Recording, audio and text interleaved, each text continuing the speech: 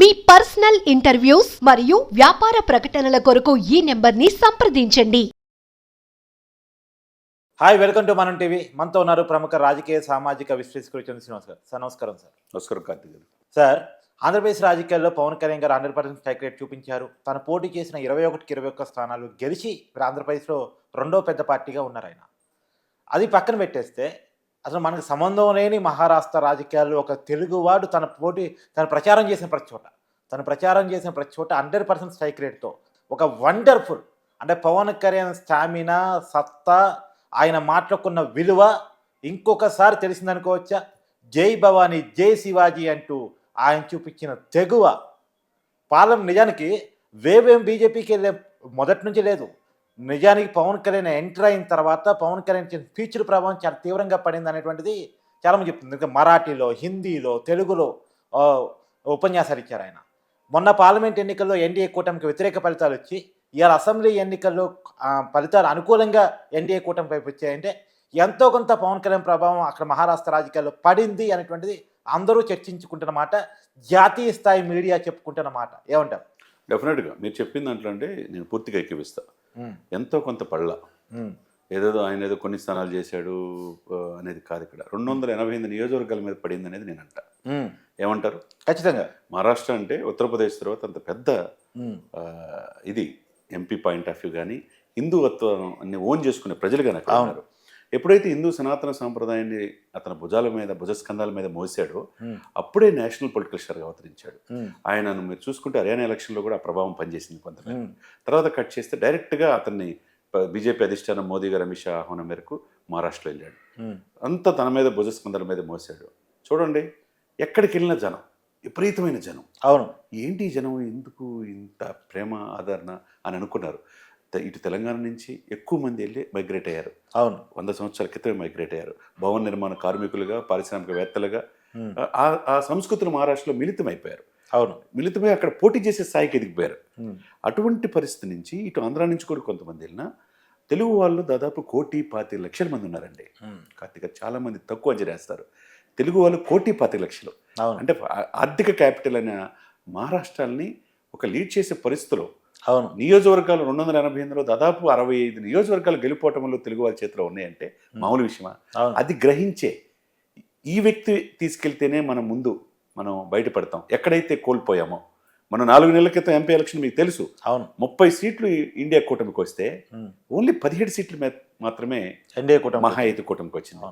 అటువంటి పరిస్థితి ఎక్కడ కోల్పోయాం అక్కడే తీసుకురావాలంటే ఎవరు దీన్ని బయటికి తీసుకొచ్చే వ్యక్తి? Is a trouble shooter, game changer ఎవరంటే అధిష్టానం గుర్తించింది ఏకైక వ్యక్తి పవన్ కళ్యాణ్. విశ్వాస మిత్రుడు కాబట్టి ఆయన అడిగిందే తనుగా 15 సాయంత్రం వెళ్ళాడు. దేవేంద్ర ఫడ్నవీస్ ఉప ముఖ్యమంత్రి, ఇక్కడ ముఖ్యమంత్రి గారిని ఆ ఉప ముఖ్యమంత్రి రిసీవ్ చేసుకున్నాడు. చూడండి అవును ఎంత, ఎందుకంటే ఎలక్షన్ అంతా ఆయన చూశాడు. అవును, 16-17లో చూసుకుంటే అదే ఫడ్నవీస్ ముఖ్యమంత్రి కాబోతున్నాడని సమాచారం. అదే అనుకుంటున్నాం మనం. ఇక్కడ కార్తీక్ గారు మనం ఇదే మనం టీవీలో చేసాం. డెఫినెట్గా 165 నుంచి 170 సీట్లు మహా అయితే కూటమి వస్తుందని ముందే చెప్పాం. అవును, అది ఊహించిన విధంగా 232 స్థానాలకి ఎగబాకింది. అవును, కట్ చేస్తే సార్ మీరన్నట్టు ఇక్కడ మరట్వాడ ప్రాంతం ఎంటర్ అయ్యాడు ఆయన. తర్వాత లాతూర్ వెళ్ళాడు, షోలాపూర్ రోడ్ షో చేశాడు. రెండో రోజు పూణే వెళ్ళాడు, బలార్షా వెళ్ళాడు, పూణే కంటోన్మెంట్ తిరిగాడు.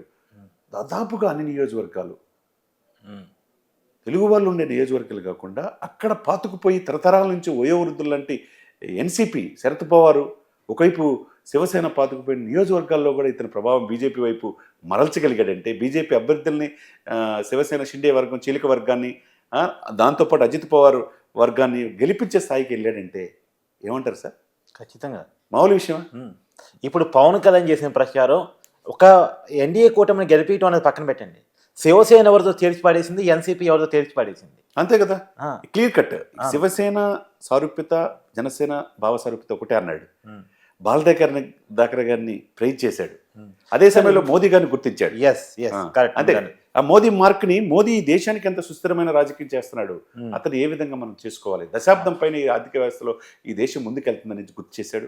బాబ్రీ మసీద్ గుర్తు చేశాడు. హిందూ సనాతన ధర్మ పరిరక్షణ కోసం నేనున్నాననే ఆ భరోసా ఇచ్చాడు సార్. మీరన్నట్టు మరాఠీలో మాట్లాడు, హిందీలో మాట్లాడాడు, తెలుగులో మాట్లాడాడు, ఇంగ్లీష్లో మాట్లాడాడు. నా బిడ్డలతో మరాఠీలోనే మాట్లాడతానన్నాడు. చూశారు కదా, అవును వాళ్ళ కొడుకు కూతురు మరాఠీ, అవును అక్కడ అమ్మాయిని పెళ్లి చేసుకున్నారు. అవును అసలు అంటే చూసుకోండి, అతను తెలుసు సార్, ఎక్కడ పల్స్ తెలుసు, ఎక్కడ ఏ విధంగా తెలుసుకోవాలి చెప్పారు. నేను ఆ రోజున చెప్పాను, జగన్మోహన్ రెడ్డి గారిని మీడియా అంతా గెలిచిద్దంటే చెప్పి చేశా, అధపతలను తొక్కుతున్నాను, ఎక్కడున్నాడు ఈరోజు ప్రధాన ప్రతిపక్ష హోదా కోల్పోయిందని చెప్పాడు. మళ్ళీ ఇక్కడ కూడా చెప్తున్నా, మళ్ళీ ఈ మహాయుత కూటమి అధికారులు వస్తారని చెప్పాడండి. సార్ కాస్త మీరు అన్న పాయింట్ కరెక్ట్. చంద్రబాబు నాయుడు గారు జైల్లో ఉన్నప్పుడు, కష్టకాలంలో ప్రతిపక్షాలు ఉన్నప్పుడు అండగా నిలవడానికి పవన్ కళ్యాణ్ వచ్చాడు. తర్వాత మళ్ళా ఇక్కడ ఎన్డీఏ కూటమి మహారాష్ట్రలో కష్టకాలం ఉన్నప్పుడు అదే మళ్ళీ పవన్ కళ్యాణ్ వచ్చాడు. ఆంధ్రప్రదేశ్లో ఎన్డీఏ కష్టకాలంలో పవన్ కళ్యాణ్ తోడ్పడ్డాడు. మహారాష్ట్రలో ఎన్డీఏ కూటమికి పవన్ కళ్యాణ్ తోడ్పడ్డాడు. ఇవాళ దేశంలో అధికారం తెలుగు రాష్ట్రాల ఎంపీల మీద ఆధారపడి ఉందన్న విషయం అందరికీ తెలుసు. దానికి కారణం పవన్ కళ్యాణ్ అన్న విషయం అందరికీ తెలుసు. సో ఎలా చూడాలి మీరు అన్నట్టు, దేశ రాజకీయాల్లో పవన్ కళ్యాణ్ ఒక గేమ్ చేంజర్గా, ఎన్డీఏ కూటమికి ఒక ట్రబుల్ షూటర్గా వచ్చాడు అని చెప్పుకోవడానికి నచ్చ ఉందా? 100% సార్, మీరు చెప్పింది 100% కరెక్ట్. నేను 4 విషయాలు చెప్తా. 2014లో 2009 ఆ ప్రాంతంలో ప్రజారాజ్యం నుంచి వచ్చిన ఆ వ్యక్తి, యువరాజ్య అధ్యక్షుడికి వచ్చిన వ్యక్తి, తన అన్న రాజకీయాల్లో నేను ఎమ్మెల్యేని వెళ్ళిపోతే ఈయన ఆగిపోలా. జనసేన అనే పార్టీ పెట్టి తన యువతరం నాతో 10 సంవత్సరాలు జర్నీ చేయండి అని చెప్పి పార్టీ పెట్టాడు. దశాబ్దం ఎక్కడ తొనకలా బెడకలా. 2014లో ఈ రాష్ట్రానికి అనుభవం ఉన్న వ్యక్తి కావాలని చెప్పి ఆ రోజున ఆంధ్రప్రదేశ్కి ఎవరిని చేశాడు? చంద్రబాబు నాయుడు. అప్పుడు ఎన్డీఏ కూడా భాగస్వామి. అప్పుడు చంద్రబాబు నాయుడు గారిని అన్కండిషనల్ సపోర్ట్ చేసింది ఎవరు? పవన్ కళ్యాణ్ కాదా? ఆ రోజు ఆయన ముఖ్యమంత్రి అయ్యేటట్టు చేశాడు. దేశంలో మోడీ కోసం ప్రచారం చేశాడు. చూడండి, గమనించండి. First point. 2019 వేరు, విడిగా పోటీ చేశారు, ఓడిపోయారు. 2024లో ఓటు చెల్లకుండా రాజకీయం చేద్దాం, జగన్ గద్దె దించుదాం అన్నాడు. ఇటువైపు గద్దె దించాడు, టీడీపీని కలిపాడు. అక్కడ కలిపాడు. మీరన్నట్టు తెలుగు రాష్ట్రాల మీద 21 ఎంపీ సీట్ల మీదే సెంట్రల్ ఆధారపడి ఉందంటే, ఒకవైపు యూపీలో సీట్లు తగ్గి, ఒకవైపు మహారాష్ట్రలో కోల్పోయి, అవును, తెలుగు ప్రజలు కాపాడాడు అక్కడ. అవును, ఆ 21 సీట్లతో హ్యాట్రిక్ పీఎంగా మోదీ గారిని చేయగలిగాడంటే అతను ఏ విధంగా అంటారు తెలుసా? ఎవరికైనా ఈ గట్స్ ఉన్నాయా? అవును, ఈ చరిష్మా ఉందా? ఇంత ప్రజాదరణ ఉందా? ఇంత కమిట్మెంట్ ఉందా? ఇంత డెడికేషన్ ఉందా? ఇంత డిటర్మినేషన్ ఉందా? అది ఇవన్నీ కలిస్తే పవన్ కళ్యాణ్ సార్. మనం ఏదో అనుకున్నాం, అతిశయక్తి కాదు ఇది. ఒక వ్యక్తి, ఒక తెలుగువాడిగా మనం గర్వపడాలి. చెప్పి చేయటం అంటే దశాబ్దంగా ఎవరు చూడని వ్యక్తి 151 సీట్లు గెలిపించిన ప్రజల్ని చెప్పి జగన్మోహన్ రెడ్డి దించడం మామూలు విషయమా? అవునా కదా? అవును, అధపతనం తొక్కుతానట్టు తొక్కేశాడు. ఇక్కడ మహారాష్ట్రలో కూడా సేమ్ అదే రిపీట్ అవుతుందని అయ్యేటట్టు చేశాడు. అవును సార్, మన రాష్ట్రం కానీ రాష్ట్రం సార్, మహారాష్ట్ర ప్రజలు, మరాఠీ ప్రజల్ని ఓన్ చేసుకోవాలంటే మామూలు విషయం కాదు. అవును, ఆనాడు 1674 శివాజీ పట్టాభిషేకం జరిగిన గొప్ప నేల సార్ అది. అవును, ఆ సంస్కృతిలో భాగం. పెద్ద కోటలు కట్టారు. అటువంటి దేశ రక్షణకే సౌత్ ఇండియన్ కాపాడగలిగిన శివాజీ ఈ రోజు సౌత్ ఇండియా నుంచి ఈ కోటలాగా ఈ ఎండేని కాపాడుతుంది ఎవరంటారు? రేపు తమిళనాడు ఎలక్షన్స్లో పవన్ కళ్యాణ్ పోషించబోయే రోల్ ఏంటి? డెఫినెట్గా ఇప్పుడు ఎట్లయితే ఒక కంచు కోటలాగా, ఒక కవచంలాగా ఆయన ఎన్డీఏకు ఉన్నాడు. ఇక్కడ is trouble shooter, is game changer దేశ రాజకీయాల్లో. అదేవిధంగా ఇప్పుడు మహారాష్ట్ర అయిపోయింది. దేశం యావత్తు నెక్స్ట్ తమిళనాడు జరగబోయేది చూస్తున్నారు. అక్కడ కూడా ఈయన అడుగు పెడితే మహారాష్ట్ర మించి తెలుగు వాళ్ళు అంటే ఇక్కడ ఒకే కనీసం మాట్లాడుతాను నేను. తమిళనాడు రాజకీయాలు ద్రవిడ సిద్ధాంతానికి, ద్రవిడ రాజకీయాలకి పెట్టింది పేరు. అక్కడ పవన్ కళ్యాణ్ ఏ మేరకు తన మార్కు చూపించగలడు? ఎందుకంటే అక్కడ హిందీ వ్యతిరేక, బీజేపీ వ్యతిరేక భావచాలను చాలా బలంగా తీసుకెళ్తే అక్కడ ద్రవిడ పార్టీ. అలాంటి పరిస్థితుల్లో పవన్ కళ్యాణ్ ఏ మేరకు ప్రభావం చూపగలడు అంటే? మీరు చెప్పింది డెఫినెట్గా 100% అండి. కానీ ద్రవిడిజం అనేది ఒకప్పుడు ఉండేది. ద్రవిడిజంని ఓన్ చేసుకుని, అది వాళ్ళు ఏంటి సనాతన సంప్రదాయం లేదు, దేవుడు లేడని భావంతో ఇప్పుడు పెరియారు ఇటువంటి వాళ్ళు ఉండేవాళ్ళు. కానీ కరుణానిధి వచ్చిన తర్వాత ఆయన కూడా వేద పండితుల ఆశీర్వాదం తీసుకుంటాడు. ఆయన దేవుడిని నమ్మడు. కానీ అదే సమయంలో వాళ్ళ ఆవిడ పరమ భక్తురాలు. తర్వాత కట్ చేస్తే స్టాలిన్ భార్య ఏంటి పరిస్థితి? ఆమె కూడా గొప్ప భక్తురాలు, హిందూ తత్వం. వాళ్ళ కొడుకు, స్టాలిన్ కొడుకు ఉదయనిధి ఏమంటాడు? సనాతన సంప్రదాయాన్ని దీన్ని వైరస్తో పోల్చాడు, కరోనా వ్యాక్సిన్తో ఇదితో పోల్చాడు. తప్పు కదా అది. దీన్ని లేకుండా చేయాలనుకున్నాడు. కానీ అక్కడ కూడా మార్పు వచ్చింది. తెలుగు ప్రజలు అక్కడ ఎప్పుడైతే అన్నామలై ప్రచారం చేశాడో సనాతన ధర్మం గుర్తించారు. చూశారు, రిటైర్డ్ ఐపీఎస్ ఆఫీసరు. ఆ తర్వాత ఇక్కడ తెలంగాణ గవర్నర్ చేసిన కూడా పోటీ చేసింది, కానీ గెలవలేకపోవచ్చు. ఇప్పుడు అన్నా డిఎంకే మధ్య పోటీ. ఇప్పుడు విజయ్ అని వచ్చాడు. సనాతన సంప్రదాయం ఆయన గౌరవిస్తున్నాడు. తమిళనాడు రాజకీయాల్లో వచ్చిన వ్యక్తి సినిమాల నుంచి. ఇప్పుడు ఏంటి ఎవరు కనపడితే అక్కడ తమిళనాడులో పుణ్యక్షేత్రాలు ఉన్నాయి, ఆధ్యాత్మిక నగరాలు ఉన్నాయి. ఇటువంటి హిందుతత్వ భావజాలం ఉన్నది. ఇప్పుడు కస్తూరి అనే ఒక హిందువుల పట్ల, ఇక్కడి నుంచి వెళ్ళిన తెలుగు ప్రజల పట్ల అసభ్యంగా మాట్లాడింది ఇప్పుడు ఎక్కడుందామే? జైల్లో ఉంది. కాబట్టి ద్రవిడిజం తప్పు లేదు, కానీ హిందూ సనాతన సంప్రదాయం అందుకంటే గొప్పది.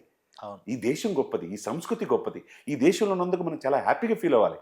అటువంటి ఈ దేశ సంస్కృతిని ఈ రోజున అంత తీసుకెళ్ళగలిగారు కాబట్టి 13 రాష్ట్రాల్లో ఎన్డీఏ కూటమి బీజేపీ అధికారంలో ఉంది. ఓన్లీ కాంగ్రెస్ మూడే ఉంది. ఇక నెక్స్ట్ టార్గెట్ ఏందనుకుంటున్నారు? తమిళనాడు, కర్ణాటక. డెఫినెట్గా పవన్ కళ్యాణ్ గారు అక్కడ కూడా తెలుగు వాళ్ళకి ఒక ఐకన్గా ఉంటాడు. అక్కడ కూడా ఎన్డీఏ కూటమి గెలవటంలో కీలక పాత్ర పోషించబోతున్నారు. Thank you sir, thank you so much.